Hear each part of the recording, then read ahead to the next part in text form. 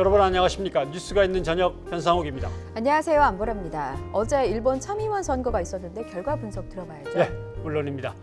한양대 정치외교학과 김경민 교수와 함께 심층 분석해 보겠습니다. 네. 여러분들도 질문 있으시면 문자나 유튜브 팟빵 댓글로 문의해 주시기 바랍니다. 네, 문자는 샵 0945번이고요. 긴 문자 100원, 짧은 문자 50원입니다.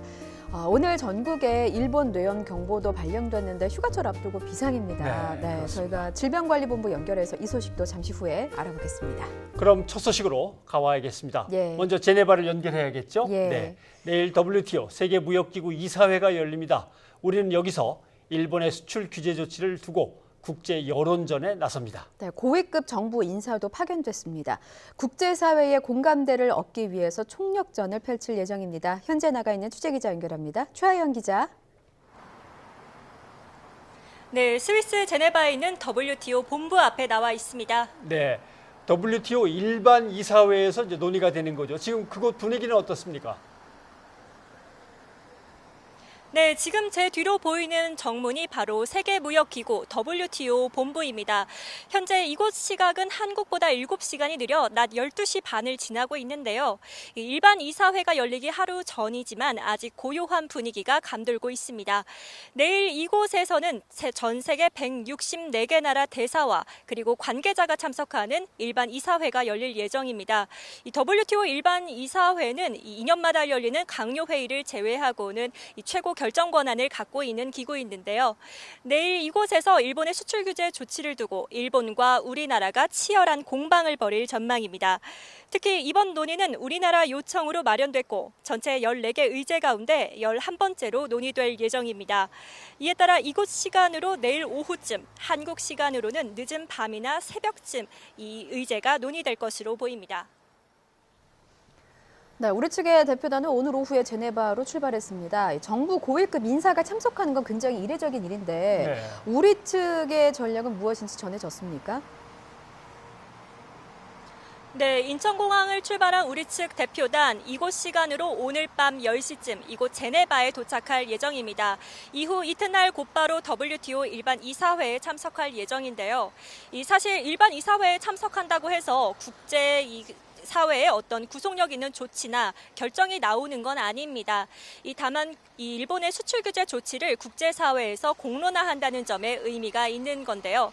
이 자리에서 우리나라는 일본 수출 규제의 문제점과 부당성을 설명하고 조치 철회에 대한 국제사회의 공감대를 최대한 끌어낸다는 방침입니다. 또 일본 측이 이번 회의에서 최근 자유무역 원칙을 발표한 오사카 G20 정상회의를 보고할 것으로 알려지면서 이 내용이 이번 수출 규제와 모순됨을 부각할 계획입니다. 그렇다면 일본은 우리의 대응에 대해서 어떻게 또 반박을 할 것 같습니까? 네, 이에 맞서 일본도 외무성 경제국장을 파견한 것으로 알려지면서 치열한 공방이 예상됩니다. 현재 저희 취재진이 파악한 바로는 일본 시각으로 오후 2시쯤 이곳 제네바로 출발한 것으로 알려졌는데요. 일단 일본 측은 우리가 주장하는 부당성에 대해 이번 수출 규제 조치는 아무런 문제가 없다며 이 정당성을 입증하는 데 주력할 방침입니다. 애초 일본 측은 이번 수출 규제가 강화 조치가 아니라는 점을 강조했는데요. 그러니까 자국의 수출 관리를 적절히 하기 위한 것이라는 기존 주장을 되풀이할 것으로 예상됩니다. 또 한국의 전략물자 관리 체계가 제대로 갖춰져 있지 않기 때문에 취한 조치라는 점도 분명히 할 것으로 예상됩니다. 네, 앞서 최하연 기자가 언급한 대로 구속력이 있는 조치가 나오는 것은 아니지만 앞으로 WTO 제소를 위한 마중물 역할은 할 수 있다라고 봐도 됩니까?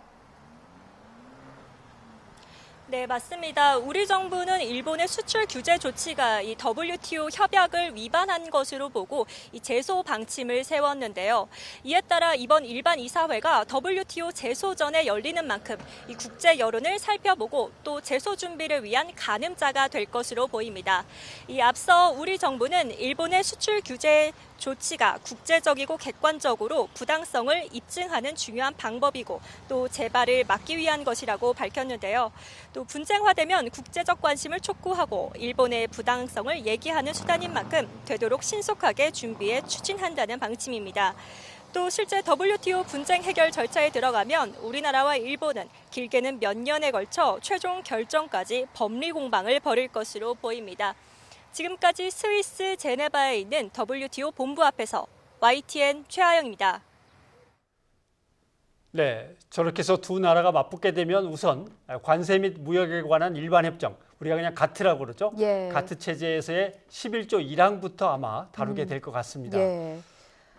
회원국들이 할당제나 허가제 등을 통해서 수출을 금지하거나 네. 수출량을 요만큼만 하라고 제한할 수 없다고 돼 있는 거거든요. 그러니까 수출에 대해서 힘으로 개입하지 말아라, 뭐 이런 뜻인가요? 그렇죠. 수출을 통제하려면 반드시 관세면 관세, 조세면 조세 이런 세금이라든가 예. 아니면 그 나라가 뭔가 잘못했을 때 물리는 과징금 이런 걸로 해야지 정치적인 힘을 개입시키지 말라 뭐 이런 뜻이 되겠죠. 그런데 뭐 일본도 맞설 준비를 하고 오지 않겠습니까? 그럼요. 예. 일본은 여기에 이제 가트 21조를 내세울 겁니다. 가트 21조는 뭐냐 하면은 수출 규제를 하지 말라고는 했지만 안보상 필요할 경우는 수출의 제한 조치가 허용될 수 있다라는 조항인데 그러나 이거는 대단히 중대한 안보 갈등이 아니면 해당되지 않는 겁니다. 네. 이번에 사실상 전쟁을 치른 러시아하고 우크라이나가 유일한 사례인 거죠. 아, 예. 그렇군요. 안보상 우방국인 우리를 이제 화이트 국가 리스트에서 제외한다면 그거는 어떤 룰을 위반한 게 되는 걸까요? 그건 우선 10조 3항이 들어 있습니다. 예. WTO 회원국 간에 일관적이고 공평하고 합리적인 방식으로 통상 관련 제도 법안을 마련해라. 이렇게 돼 있고 또 가트 제1조도 WTO 회원국 간에는 평등한 대우를 해야 한다라고 규정하고 있는데 우리를 타깃으로 해서 저렇게 일방적으로 밀어붙이면 위반인 거죠. 그러면 일본은 뭐라고 하겠습니까? 글쎄요. 뭐 화이트리스트는 우리가 만들어서 우리가 독자적으로 쓰는 거니까 예. 한국을 거기에 포함시키건 빼건 WTO에서 얘기할 사안은 아니다. 뭐 이렇게 좀 빠져나가려고 하지 않을까 하는 생각이 듭니다. 그렇군요. 그러니까 제소전에 열리는 일반 이사회지만 좀 우리의 논리가 압도하기를 기대해 보겠습니다. 네. 이와 관련해서 국회 움직임도 한번 알아볼까요? 그래야죠. 예. 일본의 수출 규제 철회를 촉구하는 결의안을 채택했고요. 이달 말에 출국을 목표로 일본 방문단 파견도 지금 속도를 내고 있습니다. 김영수 기자가 전해드립니다. 자유한국당의 반대로 한 차례 보류했던 일본 수출 규제 철회 촉구 결의안이 국회 상임위를 통과했습니다. 일본의 보복 조치 철회와 한일 관계 재정립을 위한 외교적인 해결에 나설 것을 촉구하는 내용이 담겼습니다. 정치권이 나서서 이 문제를 해결하는데 초당적으로 국민적인 지혜를 모았으면 하는 바람입니다. 오늘 이렇게 채택해 주신 결의가 큰 힘이 될 것으로 생각됩니다. 일본의 참의원 선거 종료와 함께 국회 차원의 방일단 파견에도 속도가 붙고 있습니다. 오는 31일 출발을 목표로 준비 중인 한일 의회 외교 포럼은 일본 측과 일정 조율도 80% 가까이 마친 상태입니다. 양국의 반일 또는 반한 감정이 굉장히 고조됐잖아요. 이 문제를 어떻게 순화시키느냐 하는 역할도 우리 역할의 큰 부분이거든요. 모레에는 한미일 의원회의에 참석하기 위해 정세균 전 국회의장이 이끄는 방미단이 출국합니다. 방미단은 특히 일본 수출 규제의 부당함을 지적하는 문희상 국회의장의 친서를 낸시 펠로시 미 하원의장에게 전달할 것으로 전해졌습니다. 본격적인 의원 외교 가동으로 한일 갈등이 잠잠해질 거라는 기대감이 높아지곤 있지만 워낙 갈등이 극으로 치닫고 있는 데다 의원 외교 자체에 한계가 있다는 목소리도 적지 않습니다. 의회로서는 역할이 한계가 있습니다. 청매자 이외에 크게 우리가 주도권을 가지고 한일 문제를 풀어가는 것은 그건 우리 역할이 아닙니다. 오랜만에 손잡은 여야가 초당적인 의원 외교를 통해 한일 갈등의 실마리를 풀어내는 윤활유 역할을 할 수 있을지 기대됩니다. YTN 김영수입니다. 네, 청와대 수석 보좌관 회의에서 문재인 대통령이 한 발언도 한번 짚어보죠. 네, 일본의 수출 규제 조치 우리는 극복할 수 있다고 밝혔습니다. 직접 들어보시죠. 세계 경제의 여건이 악화되고 일본의 수출 규제까지 더해져 우리 경제에 대해 국민들께서 걱정이 많으실 것입니다. 정부는 지금의 어려움을 오히려 기회로 삼아 부품 소재 산업의 경쟁력 강화와 제조업 혁신을 위해 국가적 차원의 모든 지원을 아끼지 않겠습니다. 지금까지 우리는 가전, 전자, 반도체, 조선 등 많은 산업 분야에서 일본의 절대 우위를 하나씩 극복하며 추월해 왔습니다. 우리는 할 수 있습니다. 우리는 할 수 있습니다. 좀 뭐 이렇게 가슴에 이제 좀 뜨거워지면서 힘이 좀 솟는데 그래도 그참 예.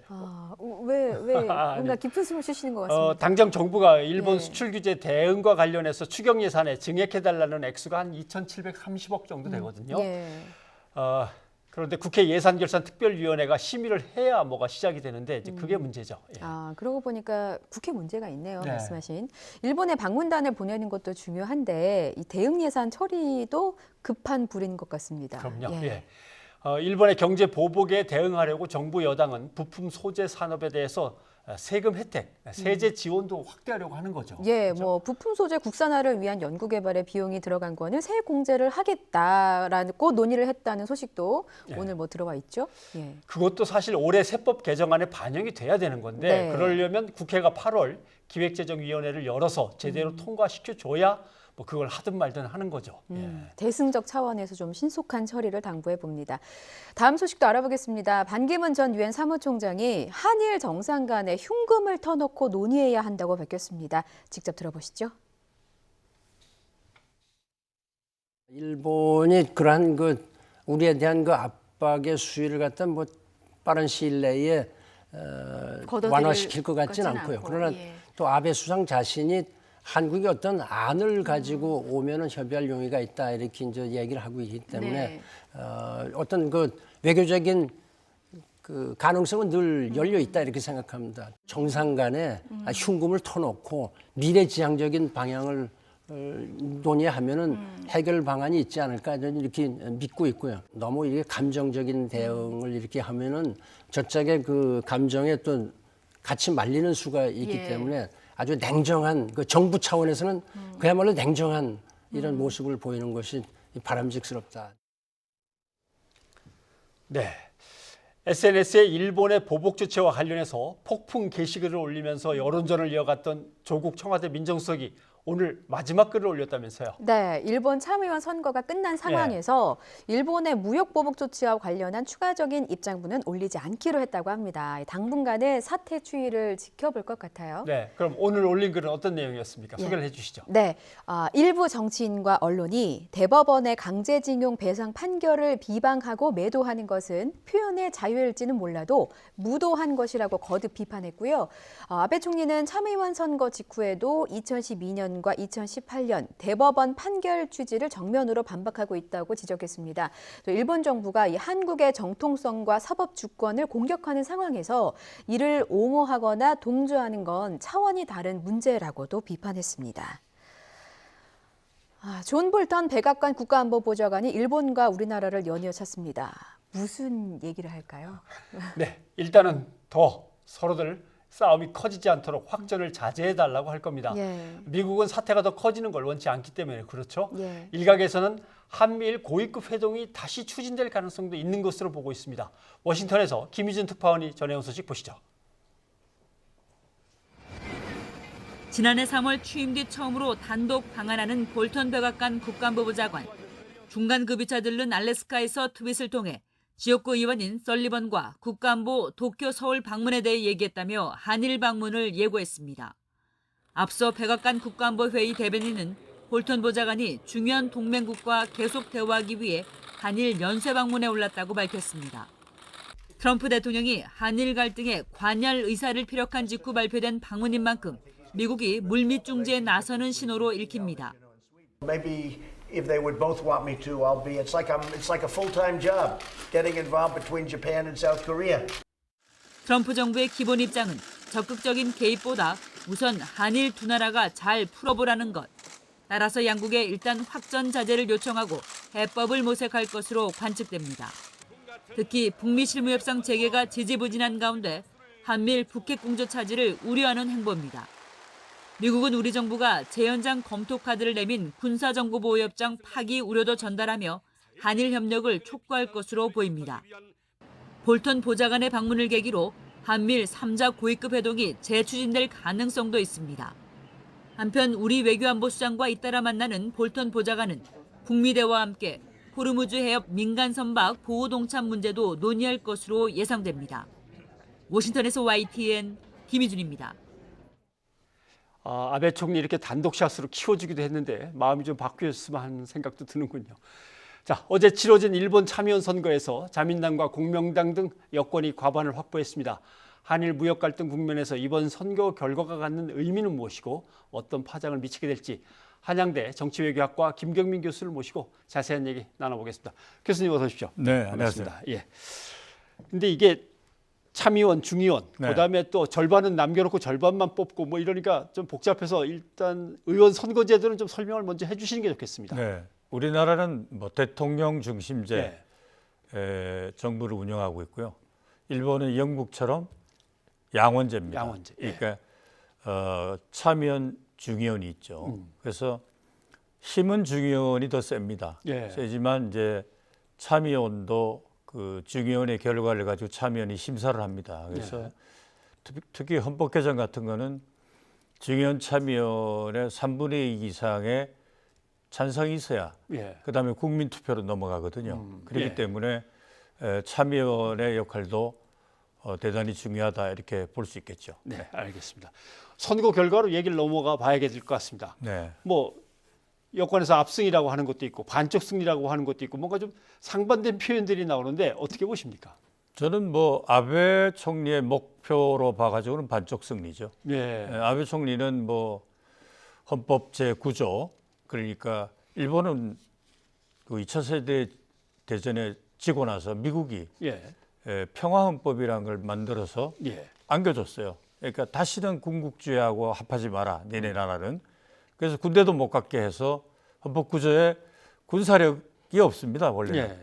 그리고 이제 국제 분쟁에도 못 들어가게 돼 있고. 근데 이걸 고치려는 거죠. 그러니까 이걸 고치려는데 2차 세계대전 이후에 역대 수상 중에 가장 적극적이고 선두에 나서고 있는 사람이 아베입니다. 그렇기 때문에 아베를 조심하지 않으면 안 됩니다, 우리는. 네. 그러면 일단 개헌 발의선을 확보는 못했습니다. 네. 164인데 뭐 160이라고 이제 얘기를 합니다만 계산을 다 뽑아보면 그럼 반쪽 승리라고 봐야죠. 예. 그런 점에서 그럼 이제 아베는 어떤 행보를 보이겠습니까? 아베라는 사람을 좀 알아야 되는데요. 네. 아베라는 사람의 출신은 야마구치현입니다. 야마구치현은 이토 히로부미가 나왔던 곳이고 야마가타 아리토모라고 한국은 일본의 이익 범주 안에 있다. 우리나라를 침략한 본거지나 다름없는 일본에서 현은 우리나라 뭐 경상남도 북도 같이 그런 그 지방 단위를 부르는 명칭인데요. 거기 출신입니다.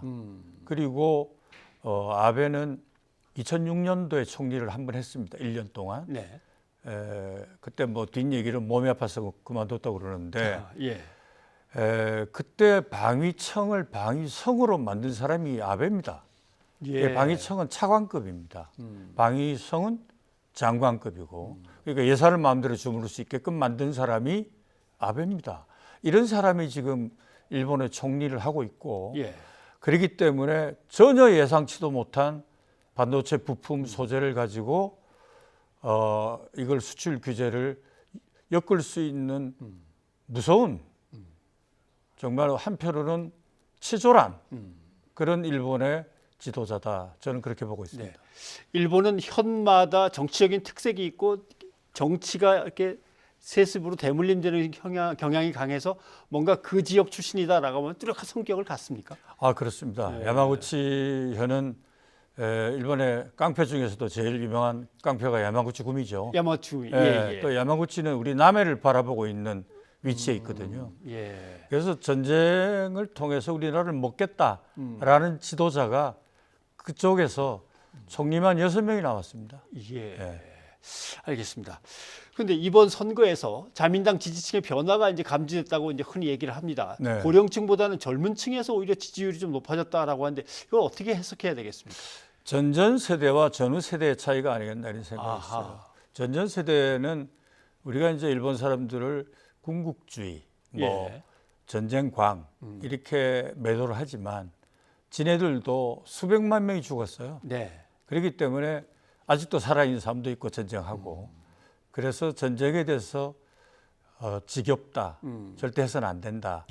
전전세대가 그런 또 생각도 갖고 있는 게 또 전전세대입니다. 네. 전쟁을 해봤기 때문에. 근데 전후세대는 그런 게 없잖아요.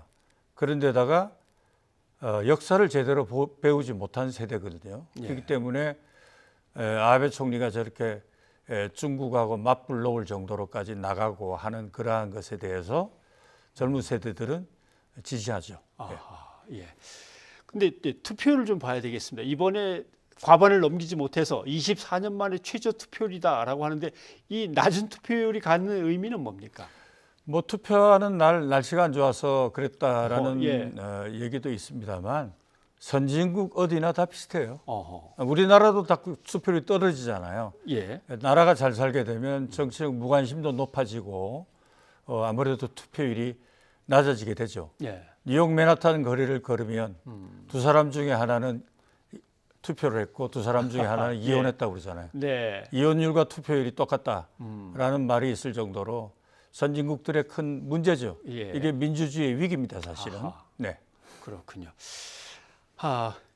아베 총리 자체가 인기가 떨어지고 있는 중이어서 투표율이 낮은 것도 있습니까? 아베 총리는 아직까지 급격하게 지지율이 떨어지진 않고요. 예. 2021년 9월까지 지금 총리를 하게 돼 있어요. 네네. 올 11월이 되면 일본이 근대화돼서 총리제를 실시한 이후로 네. 최장수 총리가 됩니다. 아하. 예. 이거 만만치 않은 일입니다. 그래서 아베 총리가 총리를 오래 하면 오래 할수록 헌법 개정에 대한 분위기를 더 만들어 놓고 그만둘 사람이죠. 예. 이미 작년 12월에 아베 총리는 항공모함을 갖겠다는 구상을 발표를 해서 결정을 했습니다. 2차 세계대전 이후에 이렇게 일본이 군사적으로도 그렇고 자위대를 헌법 개정하겠다는 게 자위대를 국군화 만들겠다는 거 아닙니까? 예. 일본이 이렇게 변하고 있다는 걸 우리 한국은 굉장히 냉정하게 바라봐야 됩니다. 네. 이 지금 무역 보복 조치만이 아니고 앞으로 파상 공격을 더 해올 겁니다. 우리는 이 부분에 대해서 정말 냉정하게 생각해야 되고 예.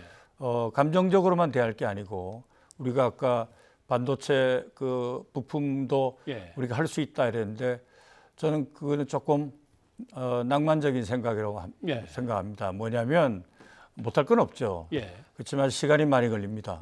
시간이 많이 걸리기 때문에 그 시간 동안에 우리가 볼 손해가 너무 크기 때문에 예. 냉정하게 외교는 해야 된다 이런 생각을 합니다. 네.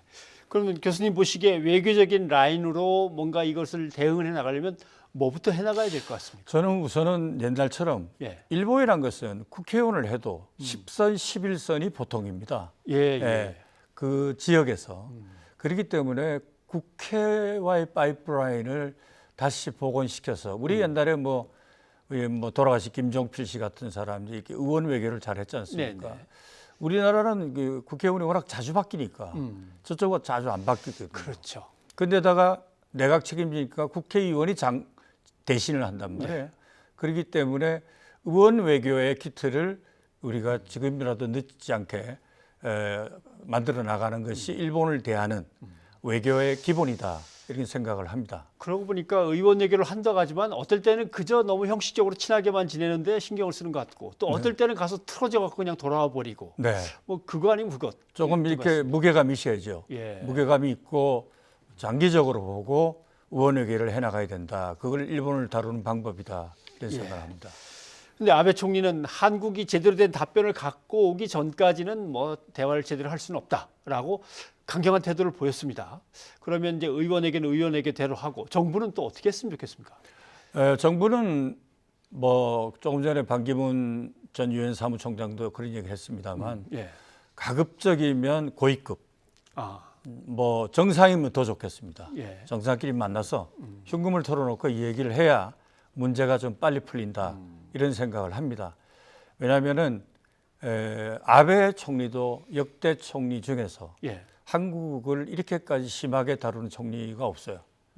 그렇기 때문에 문재인 대통령도 만나서 과거사 문제라든가 미래를 향해서 나아가는 한일 관계를 만들기 위해서는 우리가 어떻게 해야 되겠는가. 예.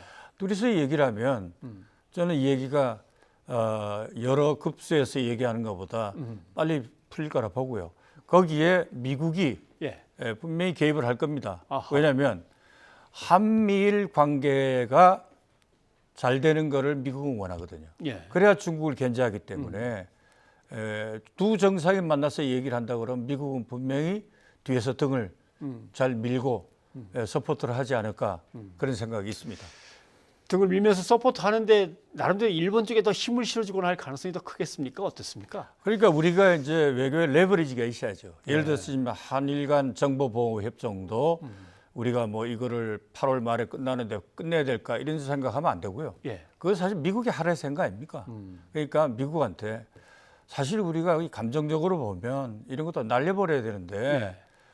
우리가 미국 당신들 뭐 생각도 우리가 염두에 두고 해서 이 부분은 건드리지 않기로 했다. 이거 얼마나 좋은 레버리지입니까? 예. 우리가 미국을 대하는 레버리지도 갖고 있어야죠. 그러면 이제 미국이 봐라 한국이 저렇게까지 하는데 일본 니네들도 좀 양보할 게 있어야 되지 않겠냐. 미국에게 할 말을 있게 만들어줘야 될 거 아닙니까? 예. 이런 외교가 필요하다고 봅니다. 교수님 마지막으로 하나만 더 좀 여쭤보고 싶은 네. 게 있습니다. 일본의 야당 세력이나 또는 평화를 지지한다고 하는 평화 양심 세력들하고의 관계는 어떻게 이루어져 나가는 것이 한일 관계에서 우리가 조금은 더 빨리 일본을 따라잡거나 아니면 외교적으로 우위에 설 수 있는 방안이 될까요? 첫째는 그 교류가 활발해야 될 것 같아요. 예. 일본도 그 시민단체에 양심 있는 시민단체들이 많아요. 네. 그런 시민단체가 유대관계를 잘 가져가지고 오랜 기간 우리가 유대관계를 맺는 목표를 가지고 관계 유지를 해나가야 됩니다. 일본을 상대할 때는 이 단말마적으로 이렇게 상대해서는 일본을 이기지 못합니다. 그러니까 일본도 양심색들이 많거든요. 예. 거기에 역사를 뉘우치는 그런 모임들도 있고 이런 모임들하고 우리가 60년, 100년 이렇게 앞을 내다보면서 관계를 맺어나간다 이런 생각을 가지고 예. 유대관계를 폭넓게 끈기 있게 해나가면 그것이 나중에 정치의 목소리가 되고 예. 또 역사의 목소리가 되지 않겠나 그런 생각을 합니다. 알겠습니다. 오늘 교수님 도움 말씀 고맙습니다. 감사합니다.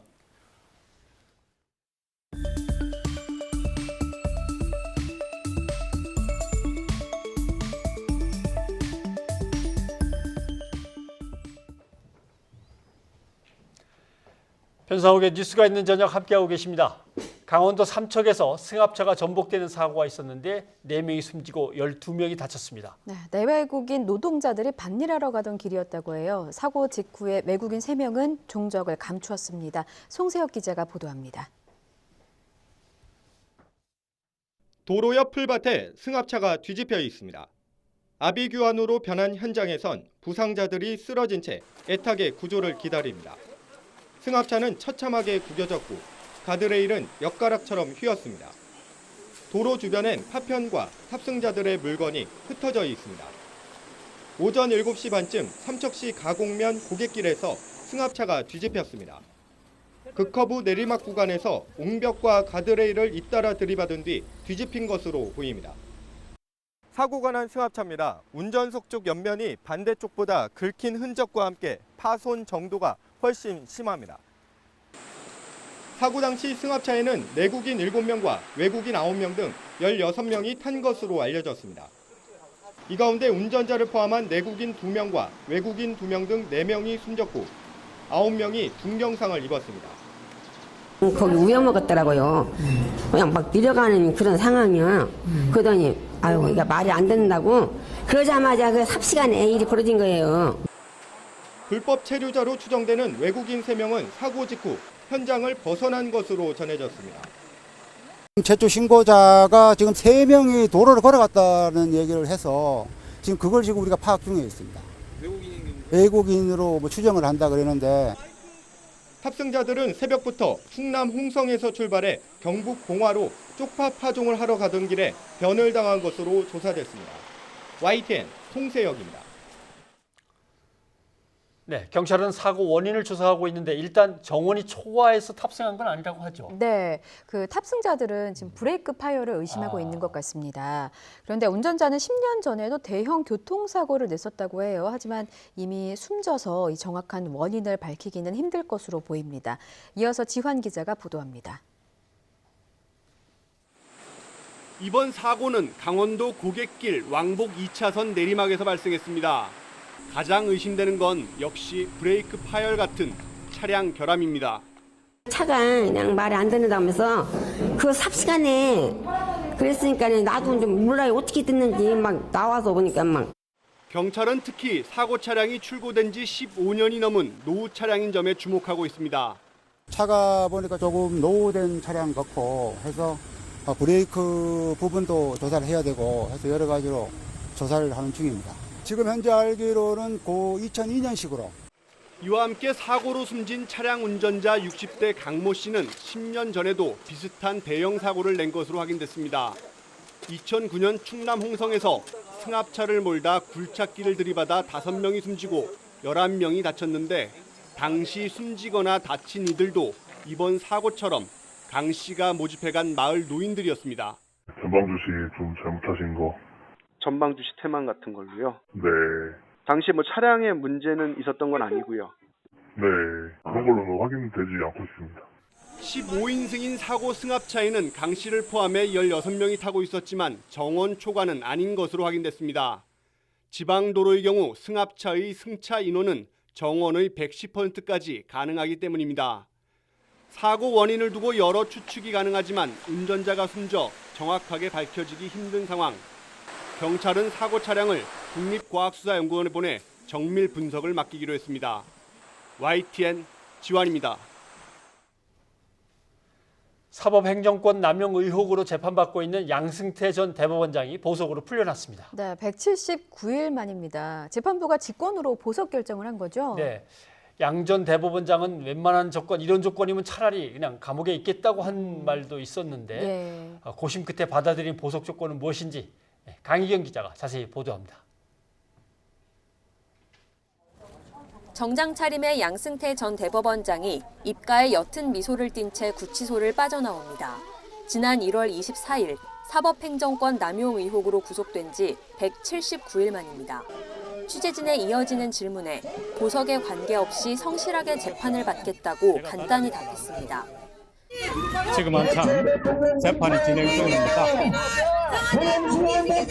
신변 관계가 어떻게 됐든 제가 달라질 건 아무것도 없습니다. 앞으로 성실하게 재판에 나가겠습니다.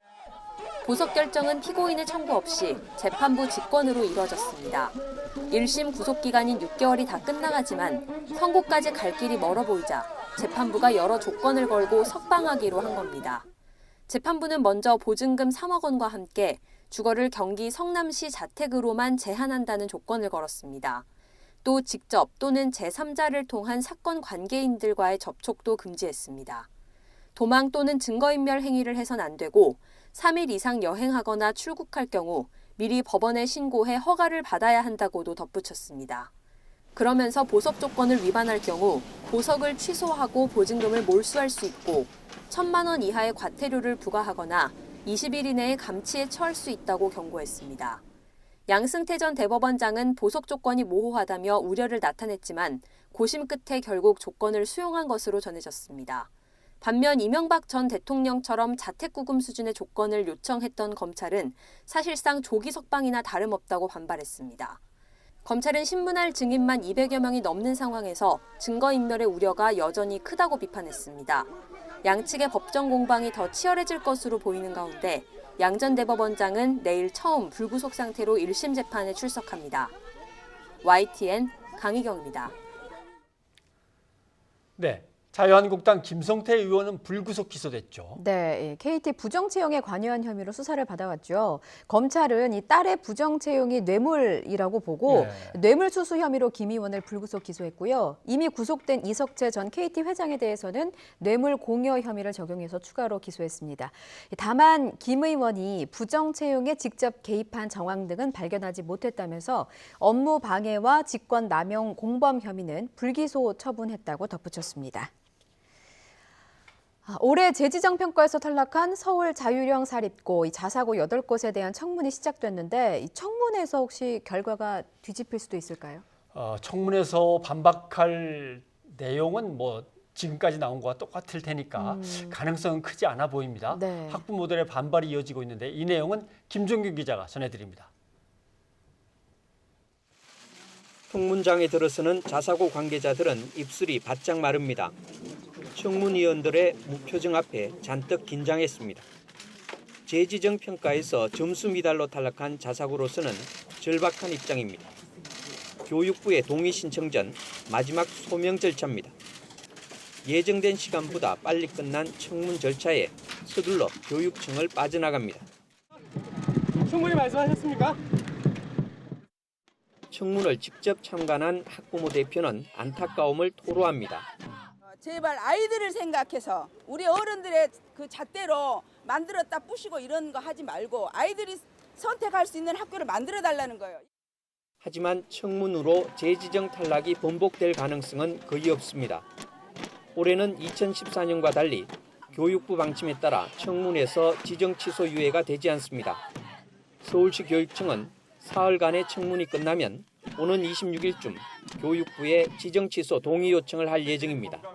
이 때문에 자사고들은 평가가 불공정할 뿐 아니라 청문도 요식행위에 불과하다고 반발하고 있습니다.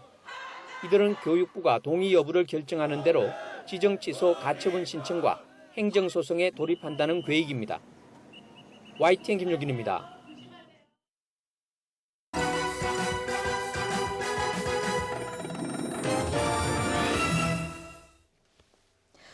내 맘대로 탑3입니다. 오늘의 주제는요. 네, 위에 떴죠. 무엇 사과입니다. 이 동그라미를 제가 하나씩 채워볼게요. 자, 먼저 3위는 거짓 사과입니다. 탯줄도 잘리지 않은 신생아가 헛간에 유기됐던 사건 기억하시죠? 신생아 유기 혐의로 조사를 받던 친모라고 밝힌 이 여성, 눈물을 흘리면서 뭐 범행을 반성한다, 미안하다, 자백도 했었는데 다 거짓이었습니다. DNA 검사 결과 친모가 아닌 것으로 밝혀졌는데 그렇다면 왜 거짓으로 사과한 걸까? 10대 딸의 출산을 의심해서 딸을 보호하려고 거짓말을 했다는 건데요. 딸 역시도 친모는 아닌 것으로 밝혀졌습니다. 경찰은 원점에서 사시 수사 중인데 적기를 놓쳤다는 비판도 일고 있는 상황입니다. 자, 2위는 거듭 사과입니다. 일본 기업 유니클로 얘기입니다. 한국 불매운동이 오래가지 않을 것이라더니 거센 불매운동의 매출이 뚝 떨어지자 오늘 다시 한번 고개를 숙였습니다. 지난 17일에 이은 두 번째 사과입니다. 일본 본사의 의중이 적극 반영됐다고 합니다. 이번 불매운동으로 유니클로는 30% 정도 매출이 떨어졌다고 하는데 댓글은요 여전히 부정적입니다. 이번 사과로도 누리꾼들의 마음은 얻지 못한 모양입니다. 자, 1위는 늦은 사과입니다. 소녀상에 침을 뱉고 조롱한 청년 4명을 기억하십니까? 이들은 일본말로 천황폐하 만세라고 외치기도 했습니다. 일본말로 하면 위안부 피해자들에게 더 모욕감을 줄 것 같아서라고도 진술했는데요. 사과할 생각이 없다더니 검찰로 송치되고 나서야 사과의 뜻을 전했다고 합니다. 위안부 피해 할머니들은 청년들이 잘못된 역사 인식을 갖도록 놔둔 우리 사회의 책임도 있다면서 청년들이 사과한다면 고소를 취하할 뜻을 밝혔습니다. 4명 중 1명은 할머니를 찾아뵙고 사과했다고 하고요. 3명은 이번 주에 할머니들을 찾아뵐 예정이라고 합니다. 늦은 사과지만 할머님들의 품은 한없이 넓습니다. 뉴이전은 60초 뒤에 다시 돌아오겠습니다.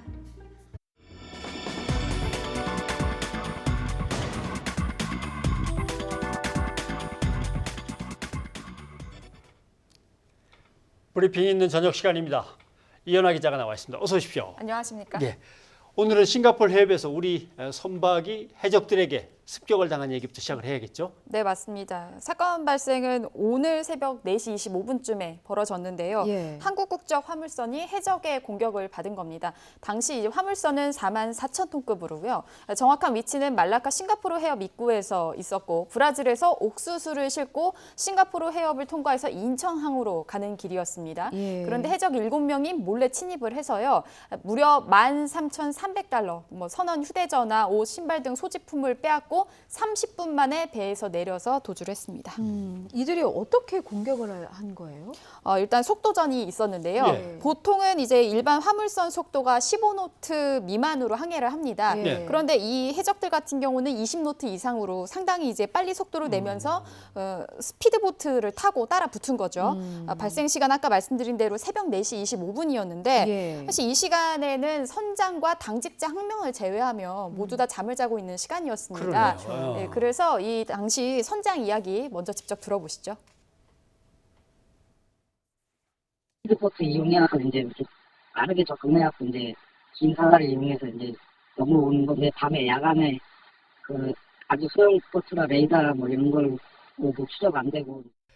이제 레이더 추적이 안 되는 점을 노리기도 했는데 또 이제 국제 해적 피해 예방 지침서라고 있습니다. 이게 뭐냐면은 아마 이제 전 세계에 아마 그 선박을 운행하는 모든 분들이 다 이제 공용으로 적용이 되는 부분인데요. 해적 공격을 어떻게 예방할 수 있는지 부분입니다. 그래서 보면 뭐 방어적, 예방적인 선박 보호 조치를 해야 되고 공격자들이 승선하지 못하도록 한다. 이게 이제 아마 아까 말씀드린 해적들이 따라 붙는 걸 막기 위해서인데 속력을 최대로 증속시킨다. 그리고 또 선속 감소 발생하지 않는 수준에서 회피한다. 이런 부분들이 있어요. 그러니까 근데 이런 것들이 모두 다 불가능한, 다 잠잘 수밖에 없는 이 새벽 시간대에 취약하다는 걸 알고 노린 겁니다. 현장에서는 이제 총기와 흉기를 소지한 해적들이 선원을 제압하는 과정이 있었고요. 이 과정에서 이제 일부 선원들이 폭행을 당했습니다. 당시 이제 우리 국적 선원 4명을 포함해서 총 22명이 있었는데 뭐 심각한 인명 피해는 없었지만 폭행을 당한 그런 부분도 있었습니다. 화물선의 높이가 상당해서 어떻게 기어 올라갔다는 뜻인가 했는데 긴 사다리가 또 있군요. 예, 맞습니다. 참, 새벽이니까 뭐 어쩔 수가 없었겠는데. 네. 그런데 어느 나라 해적들인 거예요? 국적이 나옵니까? 사실 이 해적들의 국적을 추적하는 건 상당히 어려운 일이라고 합니다. 왜냐하면 이제 본인들의 정체를 숨기고 목적만 달성하면 바로 도주해버리기 때문에 잡기가 어렵기 때문인데요. 대신 뭐 인공위성 등의 뭐 추적을 통해서 항로, 경로 등을 이제 항해 경로 등을 좀 파악할 수는 있습니다. 근데 이제 해군 등 관계자들 얘기로는 주로 이쪽 지역에 활동하는 쪽들은 인도네시아나 말레이시아 국적이 좀 유력하다. 왜냐하면 소말리아 쪽은 아무래도 그 이동 거리가 너무 멀기 때문이다라고 이야기를 하고 있습니다. 그 사고가 발생했던 지점이 이제 주로 해적들이 출몰하는 지역인 거죠? 맞습니다. 언제부터 주로 해적들이 출몰한 겁니까? 그러니까 이게 말라카 해협이라는 곳인데요. 이곳이 이제 동남아 해적 소굴이다라고 사실상은 지금 이미 자리가 잡았습니다. 이렇게 인식이 된 시점은 아시아 외환위기 이후라고 보여지는데요. 이제 인도네시아의 궁핍함 경제 등이 또 원인이 되고요. 그리고 또 인근에 섬이 굉장히 많습니다. 그래서 숨을 곳이 많거든요. 그래서 이런 이유로 해적 활동이 시작된 것이다라고 이제 해군 등 관계자들이 분석을 하고 있는데 이 말라카 해협은요. 이런 것들을 막기 위해서 이제 인도네시아, 말레이시아, 싱가포르 등 이제 관련국들이 해상 순찰을 진행을 하고 있습니다. 그래서 그나마 통제가 가능하다라고 보여져서 뭐 납치나 조금 더 큰 상황으로 벌어지지 않는 것인데 실제로 이제 해군은요. 지금 이 말라카 해협을 굉장히 중요한 전략적 요충지로 꼽고 있습니다. 그리고 또 국내 원유 수입량의 90% 이상이 통과하는 곳이기 때문에 일단 뭐 지리적인 특징과 맞물려서 이제 이런 해적 출몰지로 자리 잡은 것이 아니냐라고 전문가들은 분석하고 있습니다. 전 세계적으로 보면은 어느 지역에서 해적이 제일 많이 출몰합니까? 일단 해역별 해적 활동을 보면은 크게 아프리카 하나, 그리고 또 이제 동남아시아 이렇게 나눌 수 있는데요. 일단 아프리카 먼저 좀 말씀을 드리겠습니다. 지금 보면 이제 소말리아 해역이 가장 유명한데 우리나라에서는 이제 아덴만 여명 작전으로 가장 많이 알려진 곳이죠. 2011년이었습니다. 1월 21일에 청해부대가 이제 소말리아 해적들에게 납치된 산모 주얼리오를 구출한 작전이었는데 그 당시 5시간 만에 선원 모두를 구출했었습니다. 이 밖에도 아프리카에서는 이 소말리아 해역 말고 서아프리카 해역이 또 있습니다. 이 부분은 이미 이제 해적주의보가 발령이 됐다라고 얘기가 되어지는데 왜 그러냐면 올해 1분기 기준으로 봤을 때요.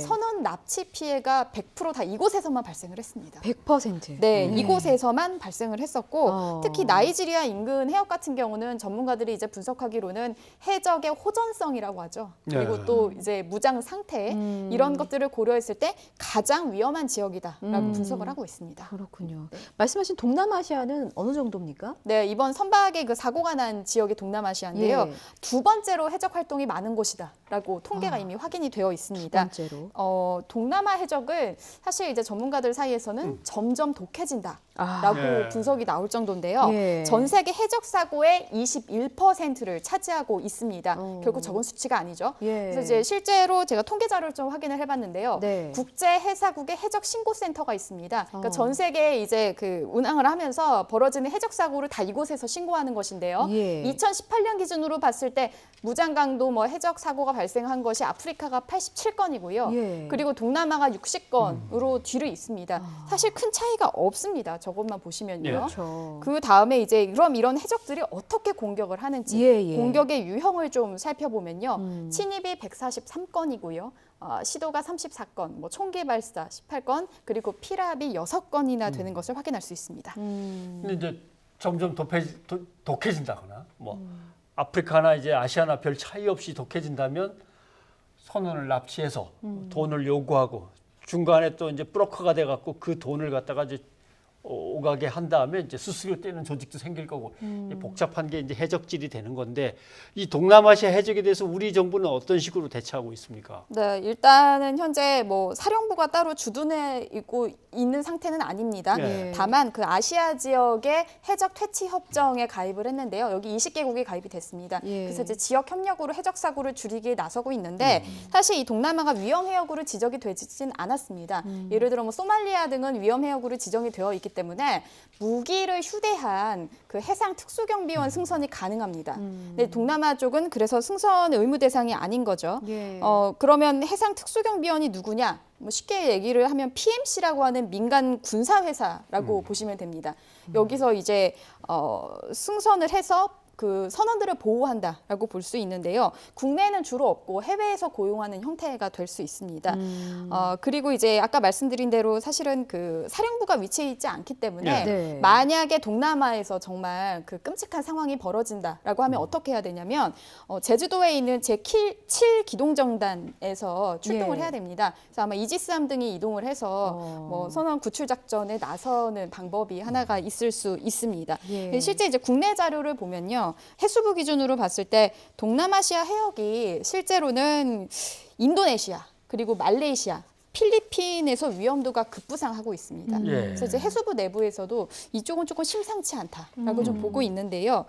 일단 우리 국민이 피해를 당한 만큼 위험 해역 지정은 아니지만 정부는 좀 예의주시하겠다. 그리고 피해를 최소한으로 줄이겠다라는 방침을 고수하고 있습니다. 예, 지금 뭐 이현아 기자가 맨 처음에 설명한 대로 30분 안에 그냥 뚝딱 해적질을 끝내고 도망가 버렸다면 우리로서는 대처하기가 쉬운 건 아닌데 뭔가 면밀히 좀 검토하고 대책 마련을 해야 될 것 같군요. 네, 이현아 기자 수고하셨습니다. 감사합니다.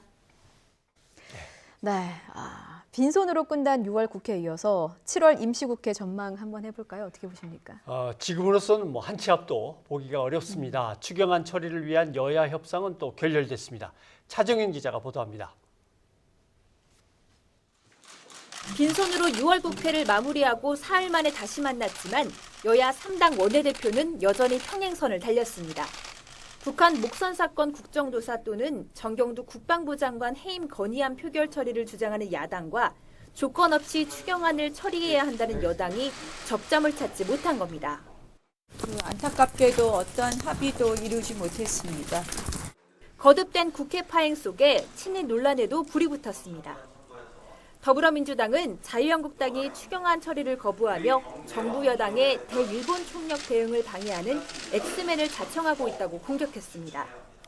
자유한국당은 왜 국민들이 일본을 위한 엑스맨이냐 이렇게 비판하는지 자신들의 언행을 곰곰이 되짚어 보시길 바랍니다. 이에 대해 한국당은 정부가 무능과 무책임을 일본 파리로 덮으려 한다고 비판했고 바른미래당 역시 국회의장의 중재안을 걷어찬 것은 민주당이라며 거세게 반발했습니다.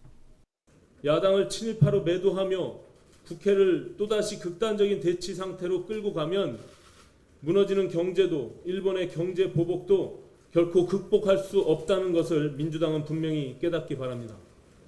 엎친 데 덮친 격으로 어렵사리 추경안 감액 심사를 마친 국회 예산결산특별위원회는 증액 심사는 시작도 하지 못한 채 활동을 중단했습니다. 야당이 증액된 일본 경제 보복 조치 대응 예산에 대한 정보의 자료 제출이 부실하다며 추경 심사를 진행할 수 없다고 선언한 겁니다.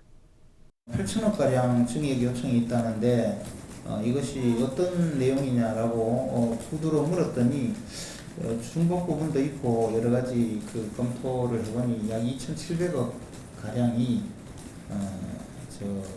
필요한 것으로 보입니다. 나는 그 한마디가 서로 주고받은 내용이 전부 다입니다. 반복되는 여야 협상 결렬에 이어 추경안 심사까지 멈추면서 헌정 사상 처음으로 추경안 자체가 좌초되는 것 아니냐는 우려가 점차 현실화되고 있습니다. YTN 차정윤입니다. 예결산 특위가 제자리만 맴돌면 어쩌나요? 글쎄요. 기재부가 추경에 반영해달라는 일본 보복 조치 대응 예산이 한 2,700억 정도라고 하죠. 여기에 여당 측이 예비비에도 일본 대응 예산 3천억 원 정도를 더 책정해 놓자라고 이제 요청하는 중입니다. 일본 보복 조치 대응해서만 사용하는 목적 예비비라고 해야겠죠, 이건. 추경 예산안에는 지진이나 산불 피해 주민 지원 예산도 있잖아요. 그러니까 한국당도 이 부분의 필요성을 공감하고 있으니까 좀 곳곳에 필요한 예산이 하루빨리 도달하기만을 기도해 보겠습니다. 이번엔 바른미래당 상황도 좀 살펴봐야겠습니다. 당 혁신위원회를 둘러싸고 갈등이 또 한 번의 막장으로 치달았죠. 공개 회의에서 고성과 삿대질을 주고받는 것도 모자라서 몸싸움 끝에 119 구급대원까지 출동하는 추태가 벌어졌습니다. 김주영 기자입니다. 바른미래당 최고위원회 회의. 당권파인 임재훈 사무총장이 유승민 의원 등 당내 바른정당계를 켜는 비판 발언을 쏟아냅니다. 주대안전 위원장 등 당 혁신위 관계자들을 만나 손학규 대표 퇴진을 위해 압력을 넣었다는 겁니다. 당내 유력 인사가 현역 국회의원 2분과 함께 혁신위원장을 따로 만나는 것은 혁신위의 독립성 침해로 보여질 소지가 매우 다분합니다.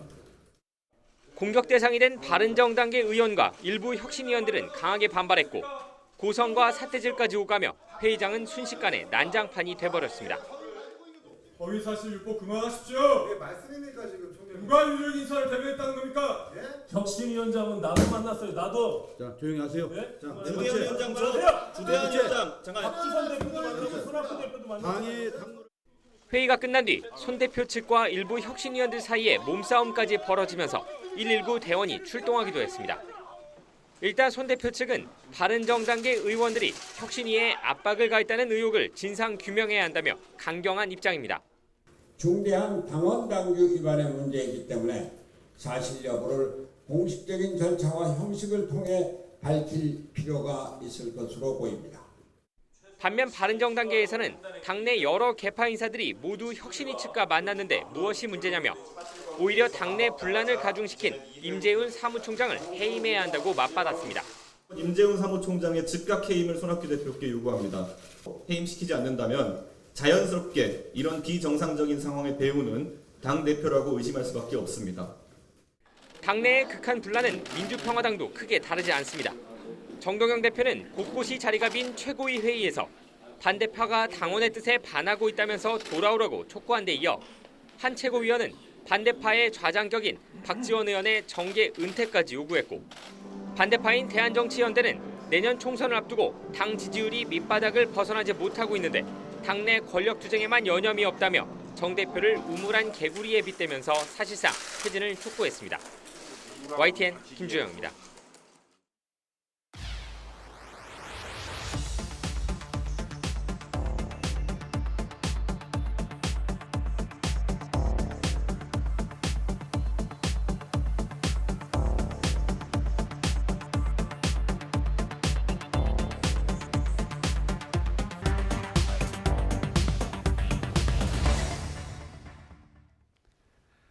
네, 질병관리본부가 오늘 전국에 일본 내염 경보를 발령했습니다. 발병자 중 20 내지 30%는 사망에 이를 수도 있다라는 일본 내용. 예방 수칙은 무엇인지 질병관리본부의 예방접종관리과 정현걸 역학조사관을 연결해서 자세한 얘기를 들어보겠습니다. 조사관님 안녕하십니까? 네, 안녕하세요. 정현걸입니다. 네, 일본 내염 경보가 내려졌다고 하는데 어떤 경우에 경보가 되는 겁니까? 네, 질병관리본부는 매년 일본 내염에 대한 경각심을 일깨우고 질환 예방을 홍보하고자 경보 발령 기준에 따라 일본 내염 경보를 발령하고 있습니다.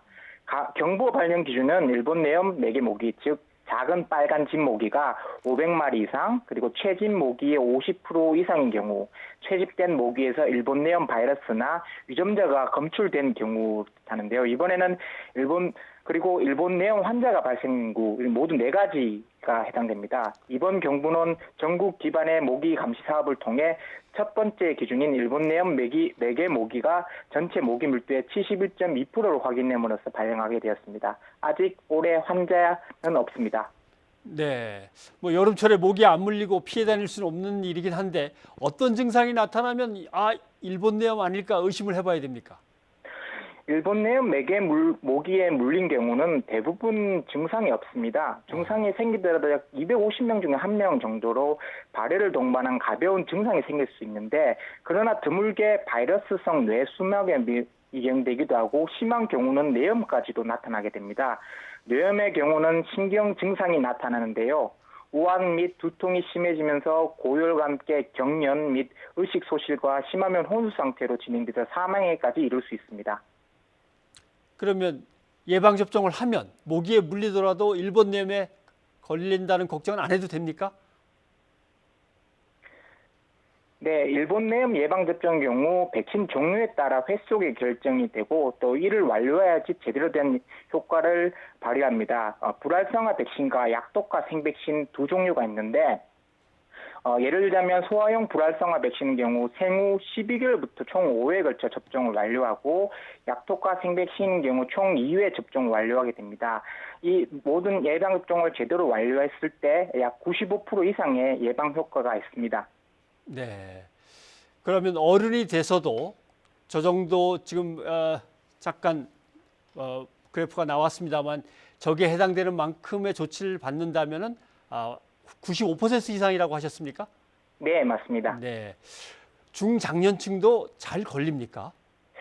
이전에는 예방접종을 하지 않는 어린이들에게서 일본 내염이 많이 나타났습니다만은 요즘은 어린이 예방접종 사업이 점점 강화되고 또 중장년층의 연령대가 더 늘어나서 그런지 면역이 떨어지는 중장년층 중심으로 환자들이 나타나고 있습니다. 예, 알겠습니다. 그런데 요즘 이제 휴가철이라 해외로도 많이 떠나시는데 동남아를 중심으로 해서 뭐 모기로 전파되는 댕기열 얘기도 많이 하고요. 어떤 대비를 하고 떠나는 게 좋을지 좀 얘기를 해주십시오. 예, 뭐 해외여행 계획 시 우선 방문하려는 지역이 어떤 감염병이 유행하는지를 먼저 확인하는 게 중요합니다. 그래서 저희 질병관리본부에도 해외 감염병 나우라는 홈페이지를 따로 마련했는데요.